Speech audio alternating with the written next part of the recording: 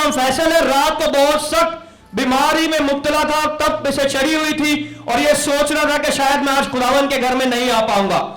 लेकिन जब इसने अपने आप को मजबूत किया कि मैं खुदावन के घर जाऊंगा, तो अभी ये बिल्कुल कह रहे हैं कि मैं बिल्कुल ठीक हूं। हमद सताइश और परस्तिश की, और ये बिल्कुल सेहतियाब और अपने जिस्म में कुव्वत पाता है। और यीशु ने इसे कामिल तौर पर इसके सारे तब को दूर किया, इसकी सारी कमजोरियों को दूर किया और इसे कामिल तौर पर शिफा दी। यीशु के नाम को जलाल दे, जोरदार तालियां बजाएं। हालेलुया। आप जल्दी से सारी